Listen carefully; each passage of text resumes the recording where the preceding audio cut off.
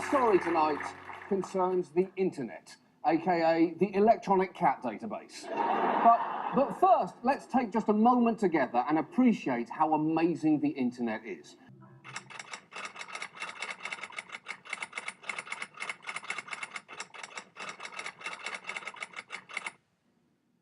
Contrary to popular belief, the internet is not as free and open as one might think. All of our activity on the internet passes through the hands of private corporations, and they decide what you can say or see on the internet. Now, in many respects, information has never been so free. There are more ways to spread more ideas to more people than at any moment in history. And even in authoritarian countries, information networks are helping people discover new facts and making governments more accountable. There are many examples of how private companies control the flow of information on their platforms, be it for legal, ethical, economic, or other reasons. There are going to be some apps that we're not going to distribute. The ambiguous unforeseen, in particular, gives Apple a free hand to filter as they see fit. On their own, new technologies do not take sides in the struggle for freedom and progress, but the United States does. We stand for a single internet where all of humanity has equal access to knowledge and ideas. And we recognize that the world's information infrastructure will become what we and others make of it. It may not surprise you that this kind of censorship takes place in authoritarian regimes, but similar kinds of censorship can also occur in Western democracies. That's why tonight I have penned a protest letter to stop this censorship. During his visit to China in November, for example, President Obama held a town hall meeting with an online component to highlight the importance of the internet. In response to a question that was sent in over the internet, he defended the right of people to freely access information and said that the more freely information flows, the stronger societies become.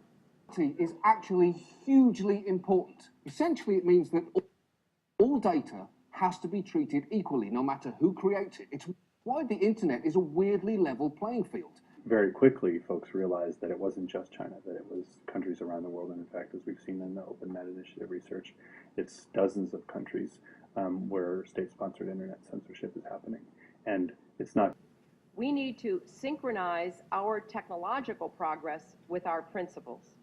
Internet service providers around the world receive many requests from Western governments to block or remove content. The Federal Communications Commission has agreed to move forward on a proposal that could change the way we use the internet.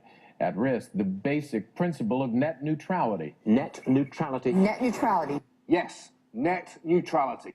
DSPs often remove or block content when governments ask, but they also do it without prompting or coercion. Modern information networks and the technologies they support can be harnessed for good or for ill. Autocomplete censorship.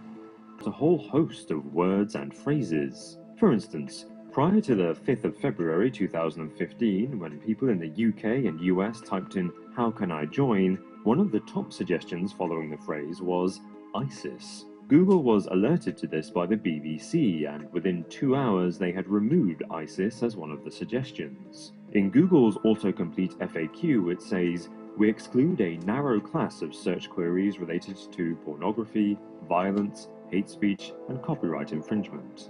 Over 500 words are blacklisted, meaning they are deemed inappropriate by the search engine.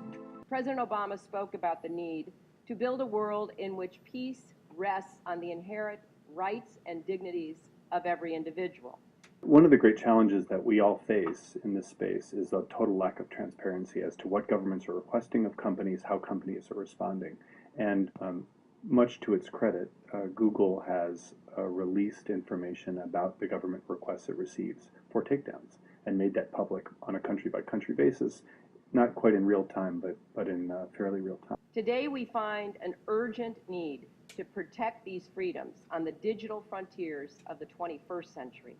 So be aware, you can't always stop these practices, but if you can't reach the content you're looking for, you can report it to herdict.org to help make censorship more transparent. And you know, nation, there is nothing more precious in America than the First Amendment.